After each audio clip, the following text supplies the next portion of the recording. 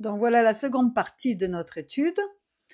Donc on va étudier cette fois-ci, on a vu déjà donc la première vidéo, la première partie, on a vu donc les 7 cas dans lesquels Yeshua a été accusé, jugé, ou plus ou moins à juste titre ou pas. Et on a vu que donc en fait, il n'y avait véritablement qu'un cas particulier dans lequel il était évident qu'il avait brisé les lois de la loi orale et le Shabbat.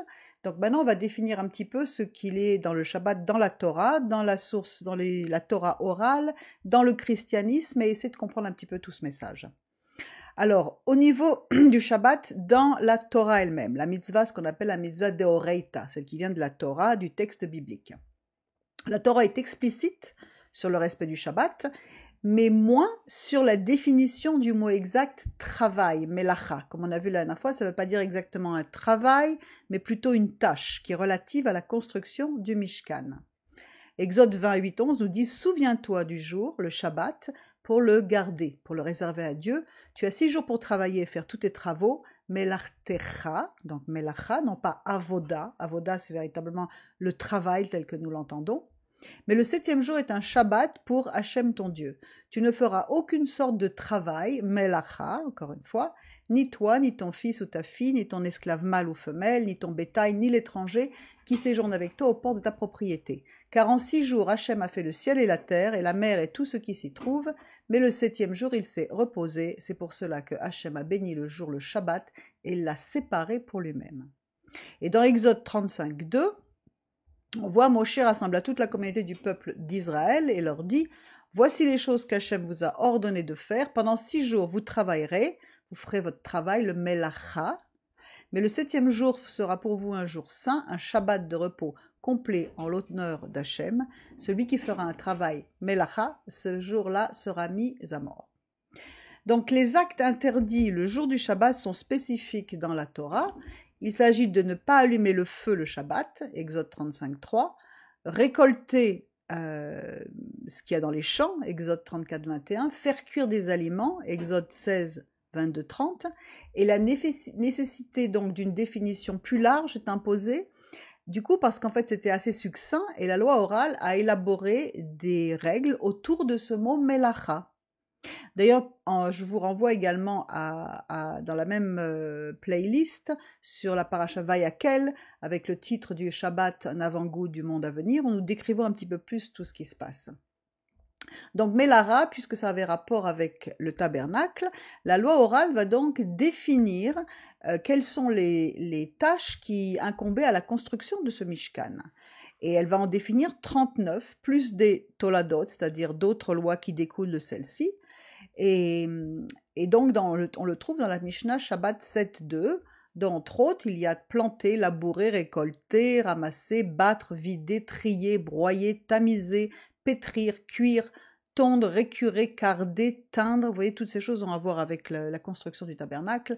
Filer, ourdir, enfiler, tisser, séparer, attacher, détacher, coudre, déchirer, piéger, abattre, dépecer, conserver, poncer, marquer, découper, écrire, effacer, construire, démolir, éteindre, enflammer, frapper avec un marteau, transférer entre différents domaines, etc.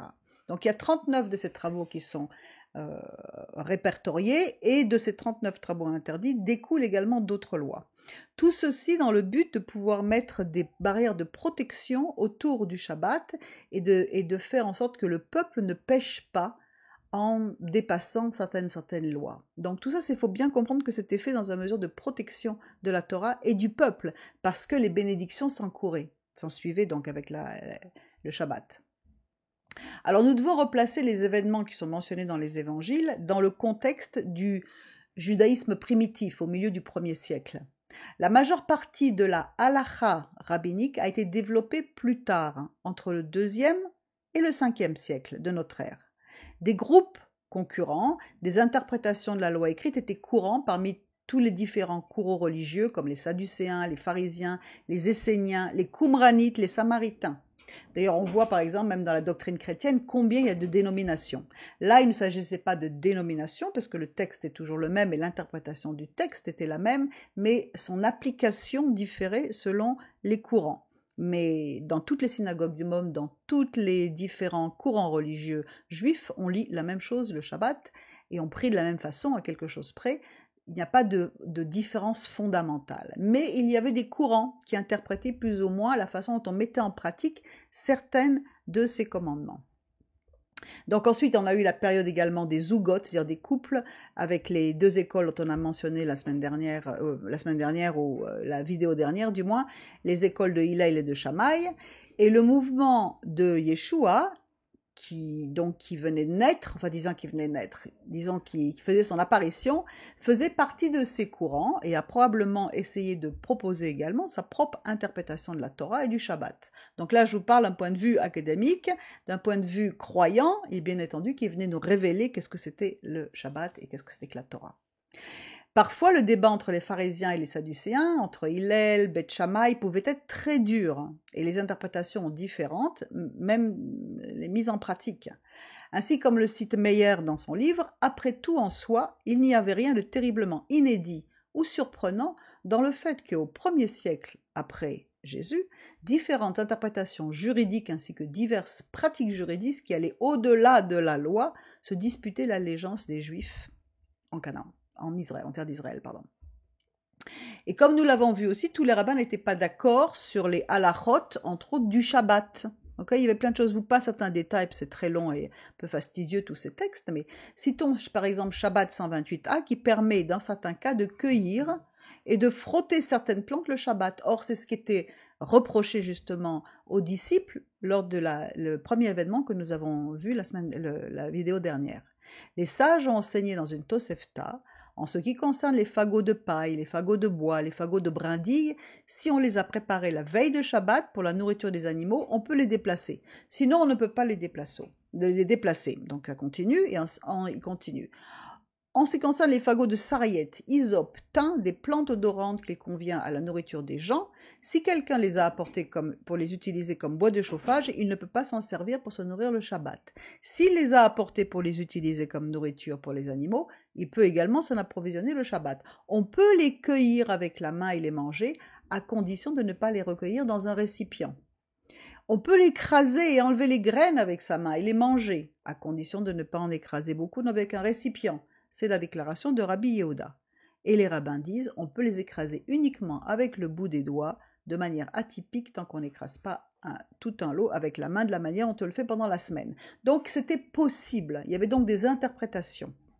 Bien que la loi orale traite intensivement des règles et des interdictions, il existe une abondante littérature sur les bénédictions également. Les bénédictions, les récompenses de tous ceux qui observent le Shabbat. Le Shabbat n'est pas principalement une histoire de règles, ce n'était pas ça. Et nous dit, on peut lire, le Shabbat est la présence de Dieu dans le monde, ouverte à l'âme de l'homme. Dieu n'est pas dans les choses de l'espace, mais dans les moments du temps. Ainsi qu'est-il arrivé au Shabbat dans le christianisme? Que s'est-il passé? D'accord, on se voit aujourd'hui que plus personne ne respecte le Shabbat dans le monde chrétien. C'est passé aujourd'hui dimanche avec une fausse interprétation de la résurrection de Yeshua le dimanche alors qu'il a ressuscité le Shabbat, etc. Donc beaucoup de choses sont séparées.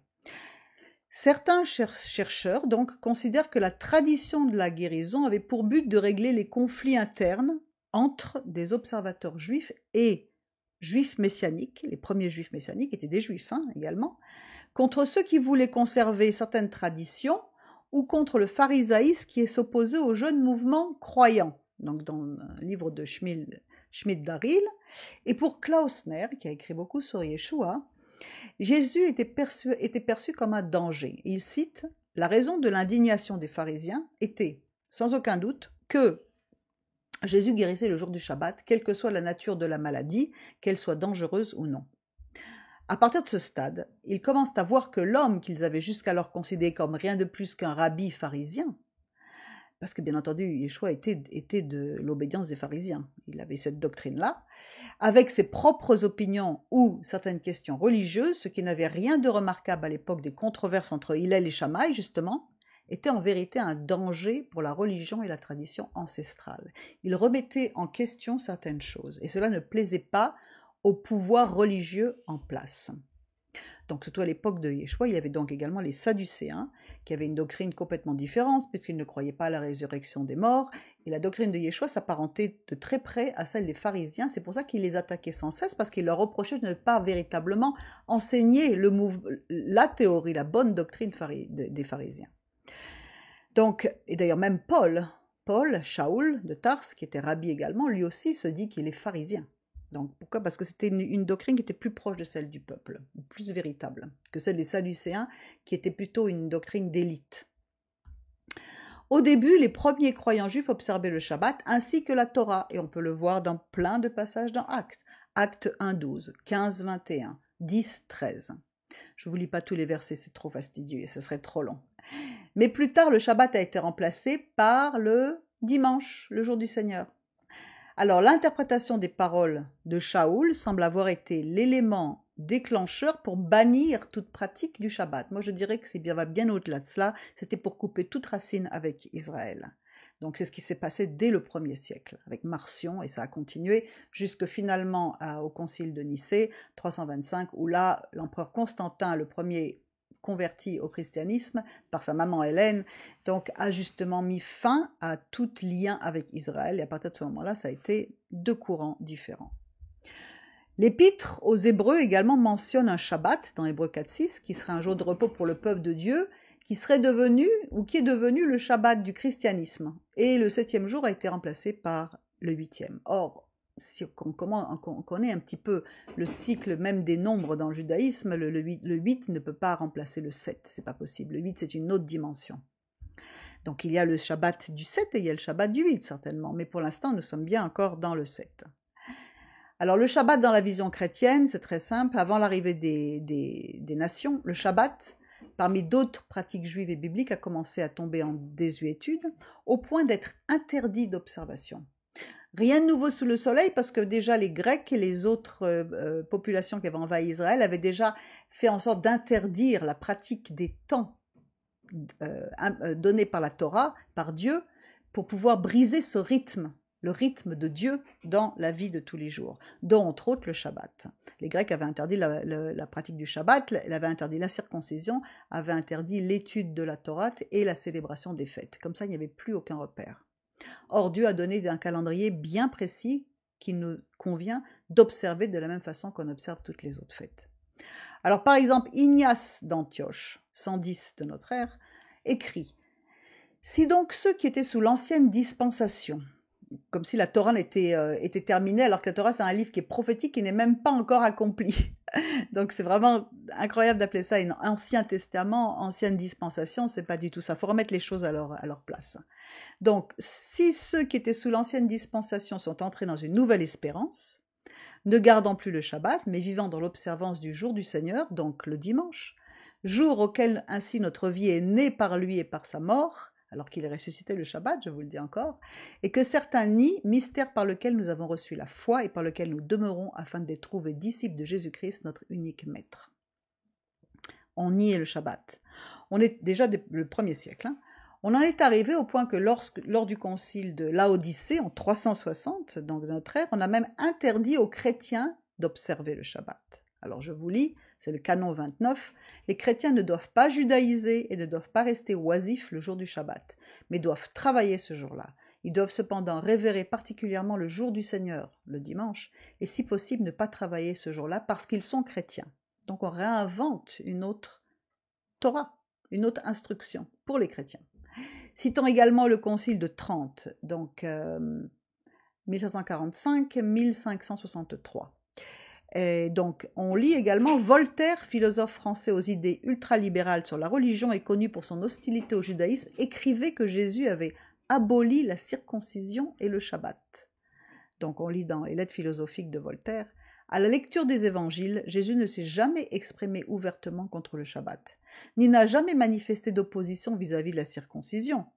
Et pourtant, il s'est imposé pour les générations chrétiennes ultérieures comme un Dieu caché sous la figure d'un juif circoncis qui, par sa religion nouvelle, a détruit et rendu abominable la circoncision et le Shabbat, fondement sacré de la loi judaïque. Donc, entre les conciles de Laodicée, entre le concile de Trente, entre Voltaire, etc., Ignace, et j'en cite, il y en a énormément, donc on voit qu'il y avait vraiment quelque chose d'évident, donc qu'il fallait couper avec le Shabbat. Mais tous les commentaires chrétiens n'étaient pas tous d'accord non plus. Okay, comme nous l'avons vu précédemment, justement, Jésus avait l'habitude, et c'est écrit dans les évangiles, il allait à la synagogue le jour du Shabbat et il enseignait. Et dans Acte 15, on voit que les nations devaient aller à la synagogue écouter Moshe, donc la Torah. Rien ne laisse supposer qu'il l'aurait aboli. Donc, on lit, je vous lis donc Alphaïan, qui nous dit « Toutefois, nulle part dans les évangiles, il n'est fait état d'une quelconque abrogation du 4e commandement. Le texte, jusqu'à ce que le ciel et la terre passent, pas un seul iota, pas un seul trait de lettre de la loi ne passera, provient du document Q que l'on trouve aussi dans Luc 16, 17. Il est plus facile pour le ciel et la terre de passer que pour un seul trait de lettre de la loi de tomber. » Donc, la déclaration de Matthieu 5, 18 faite par Jésus sur le fait qu'il n'abolit pas la Torah est confirmée dans de nombreux cas par son observance des mitzvot et de la loi orale également. Et parmi celles-ci, qu'est-ce qu'on voit? Il portait des tzitzit, Matthieu 9, 20, sur les fils. Il mentionne les tfilim, les phylactères dans Matthieu 23, 3, 5. Il observait les fêtes, on le voit venir pour les fêtes, et on voit également Paul venir pour les fêtes, même pour Yom Kippour. Il se rendait au temple, Marc 14, 49, il bénissait les aliments avant le repas, et ça c'était une loi rabbinique, d'ailleurs, puisque la Torah nous ordonne de bénir le repas après, tandis que les rabbins l'ont institué avant, se basant sur un des versets dans Samuel. Donc, peu importe, toujours est-il qu'il respectait également les lois rabbiniques, certaines lois rabbiniques, donc Marc 8, 7, 14, 22. Donc en fait, il ne semble pas s'opposer à la Torah en elle-même, mais plutôt à son interprétation et principalement à celle de la loi orale dans certains cas seulement. Dans certains cas. Donc si on revient un petit peu sur les raisons que Yeshua donne aux pharisiens pour justifier ses actes. Les arguments sont les suivants. Dans Marc 12, Marc 2, 23, Luc 6, 1, 5, est-ce qu'on voit que quelque chose a la priorité sur le temple? La compassion surpasse les sacrifices, l'autorité de Jésus en tant que fils de l'homme. La vie humaine est au-dessus de tout et faire le bien ou sauver une vie le jour de Shabbat devient une priorité. Le Shabbat est pour la liberté. Sauver la vie d'un animal le Shabbat. Je vous cite tous les versets que l'on les a déjà cités la dernière vidéo. Une introduction d'une sorte d'égalité avec Dieu, il se fait égal au Père. Dieu est toujours à l'œuvre à travers les lois naturelles du Shabbat, ça c'est donc Jean 5, 17, il travaille le jour du Shabbat. La lumière est apportée au monde par Yeshua, même le Shabbat, Jean 9, 4. L'approche est différente dans les évangiles synoptiques et dans celui de Jean, où nous avons des grands thèmes théologiques qui sont énoncés. Le premier donc événement mentionné dans Matthieu 12, 1, 8, Marc 2, 23, 28, Luc 6, 1, 5 est utilisé par Yeshua pour exprimer 3 idées principales. Donc, comme on a dit, quelque chose a la priorité sur le temple, dans ce cas, c'est la miséricorde.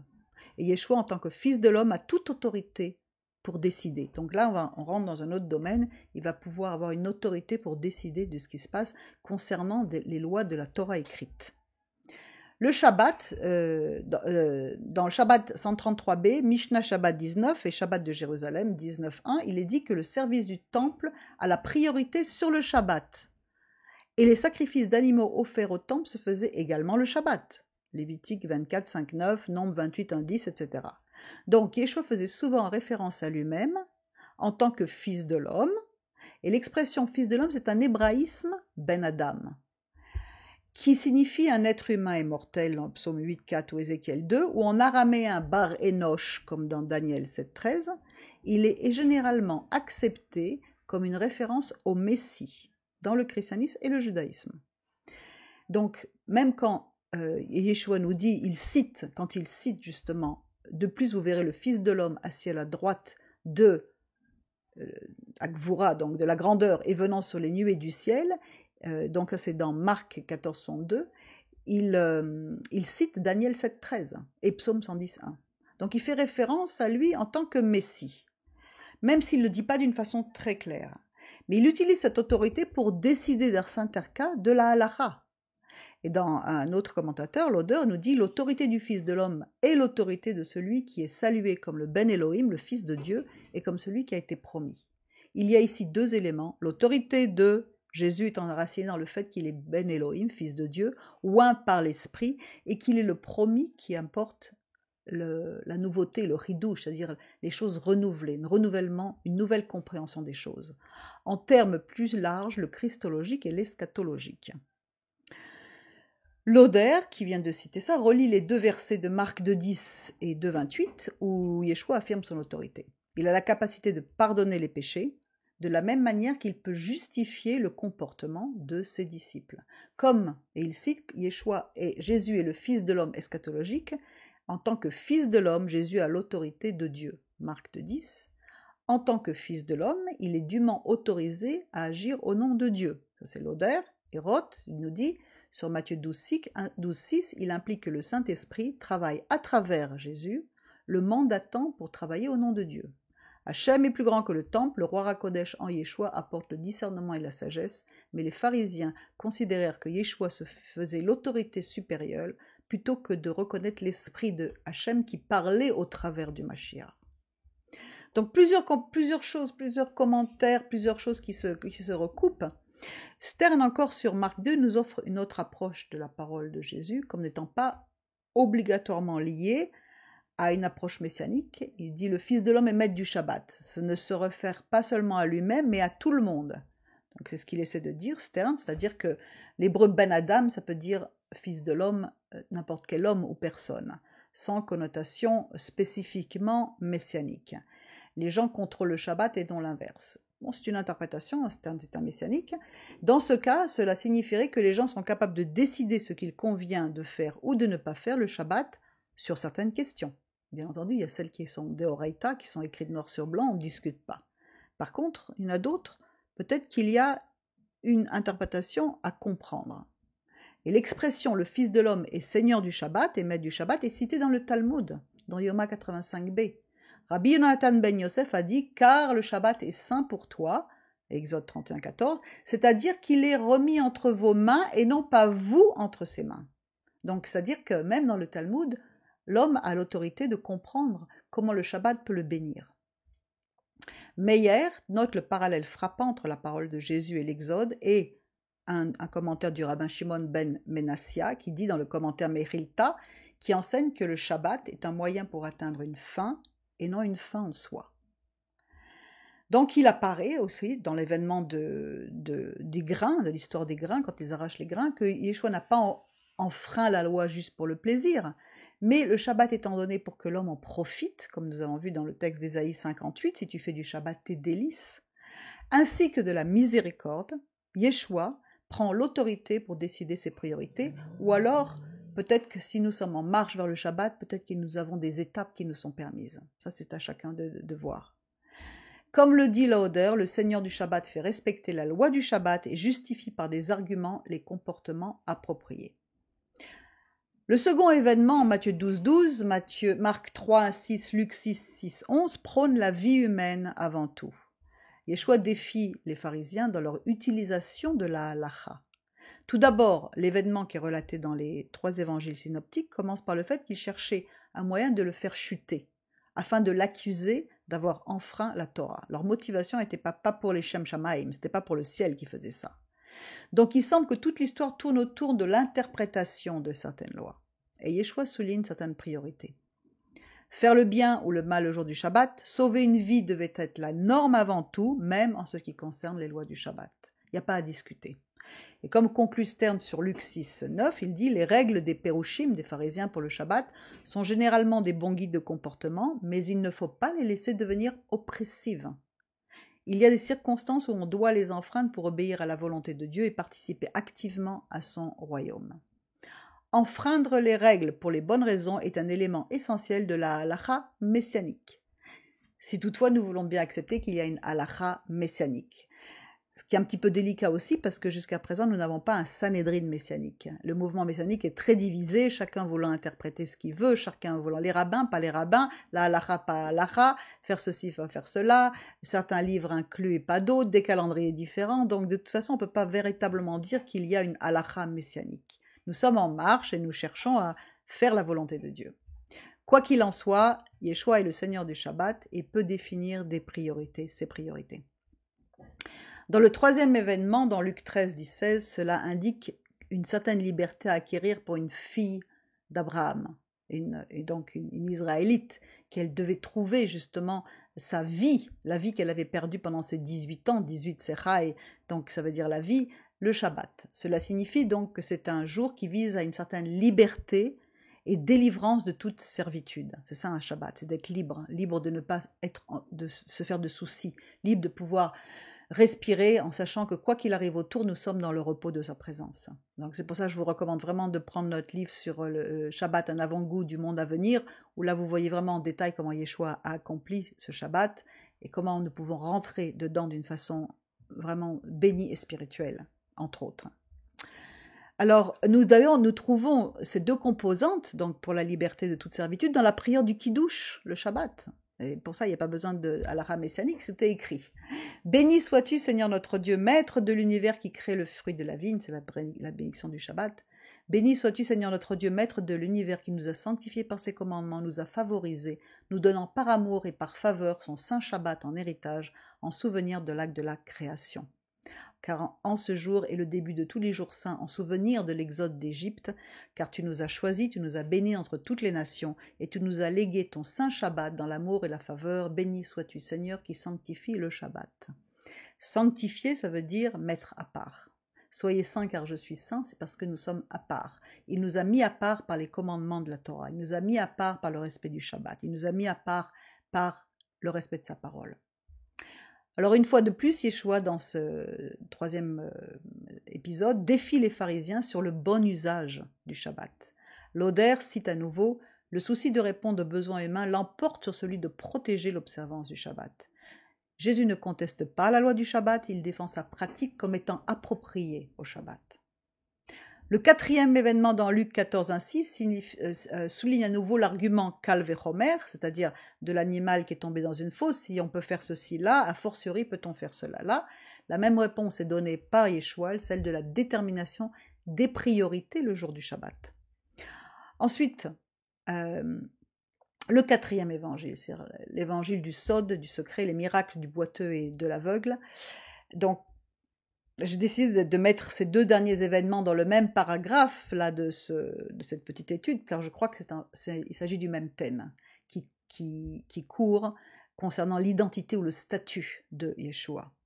Entre les deux événements, d'ailleurs Jean 5 et Jean 9, entre le boiteux et l'aveugle, qui ont tous deux eu lieu un Shabbat, okay. Certaines déclarations christologiques majeures sont faites, comme la nature et la dimension de Yeshua en tant que Ben Elohim, fils de Dieu, Mashiach, fils, Or HaOlam, lumière du monde, ou donneur de vie.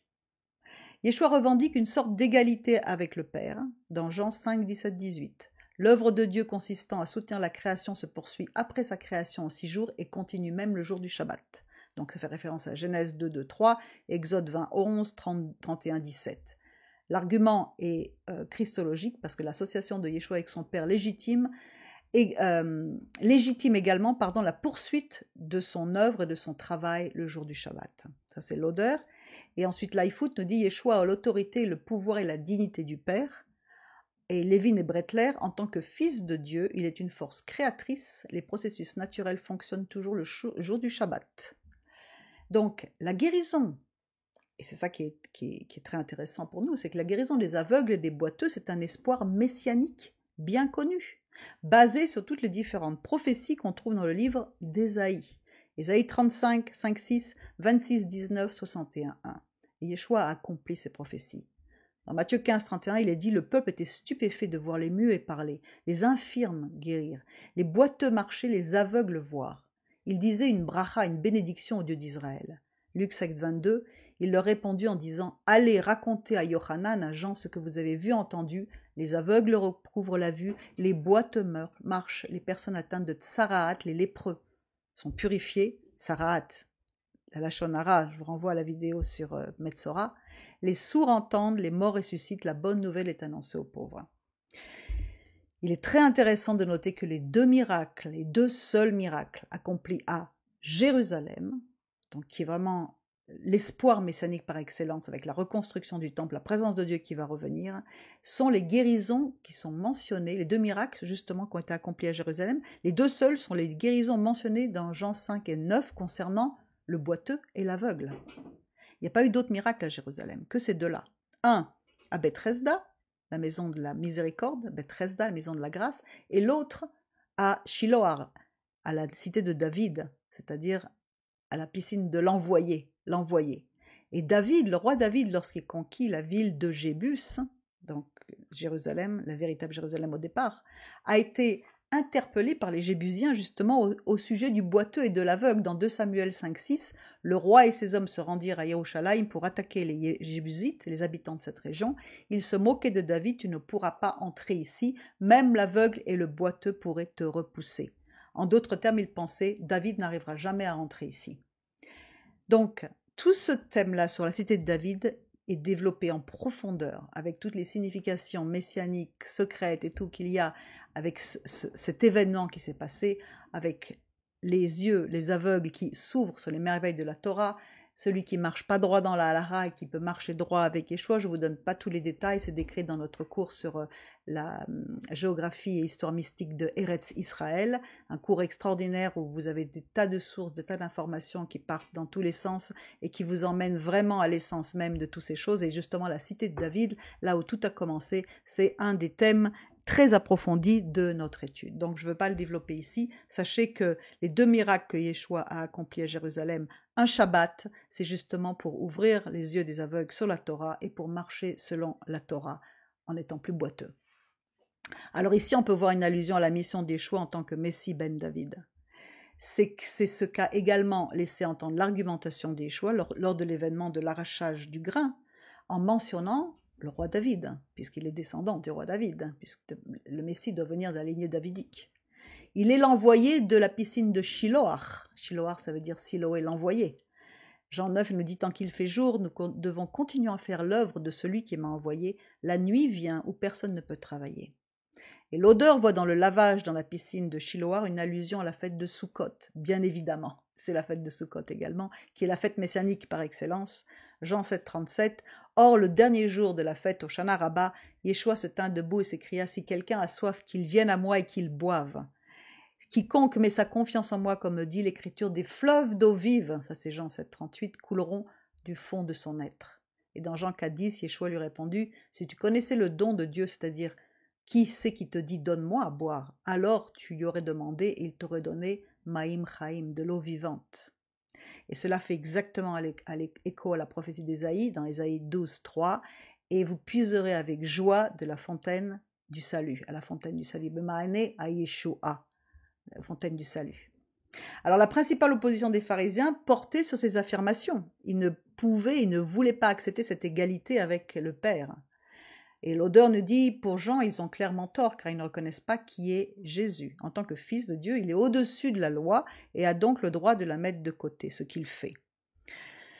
Le miracle de Jésus près de l'enceinte du temple, donc à la piscine de Bethesda, pour le boiteux, défiant l'autorité religieuse, en guérissant un homme dans la piscine romaine païenne, probablement dédiée au dieu guérisseur Asclépion, que l'on peut visiter encore aujourd'hui, était la principale raison de leur désir de tuer Jésus, ainsi que sa prétention à être Ben Elohim, le Fils de Dieu. Non, l'Isorkin, je viens de citer l'Isorkin, pardon.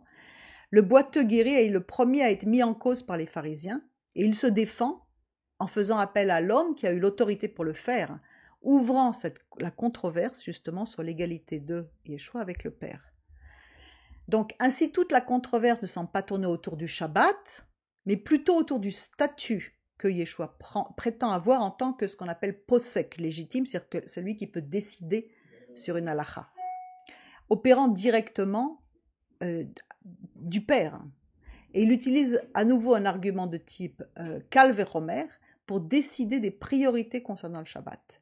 Et il dit dans Jean 7, 19, 23, 24, « Si un garçon est circoncis le Shabbat pour que la Torah de Moshe ne soit pas enfreinte, pourquoi es-tu en colère contre moi parce que j'ai guéri tout le corps d'un homme le Shabbat. Donc, si on peut faire ça, pourquoi ne pouvons pas faire ça? Calve et Homer. Cessez de juger selon les apparences superficielles et jugez de la bonne manière. Donc la transgression des règles n'avait pas pour but d'annuler ou d'abolir le Shabbat ou de le remplacer par le jour du Seigneur, mais de lui donner un nouvel éclairage. Le Shabbat a été donné comme un don dont le but est le bien pour l'homme, pour nous faire du bien, pour nous bénir. Yeshua met de l'ordre dans l'interprétation et le respect des lois du Shabbat. Il en donne le sens profond. Il n'a pas aboli le Shabbat, mais il a établi le Shabbat eschatologique basé sur la promesse d'un Shabbat futur, selon Hébreux 4, 1, 11. Donc, en conclusion de tout cela, pour répondre à notre question, il est bien évident que Yeshua n'a jamais voulu abolir ou briser le Shabbat, ni transgresser la Torah, ni aller contre la parole de l'Éternel qui a été donnée devant le monde entier, où la terre entière a pu assister, même pas en terre d'Israël, dans le désert, là où il est écrit dans le désert Midbar. Midbar, ça veut dire Ba Medaber, c'est-à-dire le Dieu parle dans le désert. Dieu a parlé dans le désert et tous ceux qui veulent peuvent venir boire aux eaux de cette Torah. Et elles sont manifestées en Yeshua par la circoncision du cœur et la nouvelle naissance. Mais il voulait surtout défier l'autorité religieuse qui n'appliquait pas ce que Dieu avait fait pour aider les hommes, pour les aider justement à être bénis, à rentrer dans toutes ces bénédictions. La miséricorde, la liberté, la vie, la guérison, toutes ces choses sont bonnes. Elles sont bonnes pour l'homme, elles doivent être considérées comme des priorités sur n'importe quelle autre loi. Et comme dit Krieger, il dit, Jésus a rompu le Shabbat, mais n'a pas rompu avec lui. Hors de question, il n'a pas rompu le Shabbat. Il voulait donner une perspective messianique sur le sens réel de ce jour saint, tel que c'est mentionné dans le Sidour, Yom Shekulo Shabbat, parce qu'un jour nous aurons un jour qui sera éternellement Shabbat, éternellement dans le repos de sa présence. Et on peut en profiter pour commencer à le mettre en pratique dès maintenant. Comment un homme peut-il profiter du Shabbat, alors qu'il nous a dit que nous devons en faire nos délices, s'il a faim, s'il est malade, s'il est courbé par la douleur, s'il est aveugle, boiteux, ou tout ce qui peut frapper quelqu'un dans sa santé. Comment pouvons-nous bénéficier de ce jour si nous ne sommes pas pleinement dans sa plénitude? Le but de la création, c'est justement que l'homme jouisse du repos comme le Créateur, qui a dit, il s'est reposé, il est rentré en lui-même. Shabbat Veinafash. Donc le Shabbat doit refléter cet idéal pour être béni en tant que fils de l'homme, fils de Dieu, donneur de vie, lumière du monde. Yeshua enseigne comment bien faire le Shabbat, comment le mettre en pratique. Et donc toutes les controverses autour de ses actions doivent être vues sous cet angle. Il accomplit les prophéties et les promesses de la rédemption, les yeux des aveugles sont ouverts, les oreilles des sourds seront débouchées, tout ça ce sont des codes pour nous dire que nous aurons un accès aux choses supérieures, surnaturelles qu'il en réserve pour nous. Et le boiteux se tera comme un cerf et la langue du muet chantera. Et pour terminer, je vais vous citer donc ce passage magnifique de Yahavetz, qui était Rabbi Yaakov Emdem du XVIIIe siècle. Dans le livre dans Seder Olam, il dit « Le Nazaréen et ses apôtres observaient le Shabbat et la circoncision, comme mentionné précédemment, car ils étaient nés juifs. J'ai donc l'habitude de dire, non pas comme un flatteur hypocrite, Dieu m'en préserve, car je fais partie des croyants fidèles d'Israël, et je sais bien que le reste d'Israël ne dira pas de mensonge et que sa bouche ne contiendra pas de langue mensongère. Je dis que le Nazaréen a apporté une double bonté dans le monde. D'une part, il a renforcé la Torah de Moshe de façon majestueuse, comme nous l'avons déjà mentionné, mais aucun de nos sages n'a parlé avec plus d'insistance de l'immuabilité de la Torah. Vraiment une description magnifique de la part d'un juif orthodoxe, rabbin extraordinaire. Donc le Shabbat n'a pas été aboli, la Torah n'a pas été abolie, le jour du Seigneur c'est le Shabbat, il n'y en a pas d'autre. La Torah c'est un livre d'instruction qui nous donne des clés pour le connaître. Celui qui rentre dans le repos de son Shabbat bénéficie, jouit de ces révélations qui ne sont données qu'à ceux qui se réjouissent ce jour spécial, particulier parce qu'il fait partie du cadre dans lequel Dieu a décidé que nous devons évoluer pour recevoir ces bénédictions. Isaïe nous dit que nous devons faire du Shabbat nos délices. Et ce sont véritablement des délices que nous pouvons expérimenter le jour du Shabbat. C'est très difficile de louper un Shabbat. C'est même impensable de louper un Shabbat.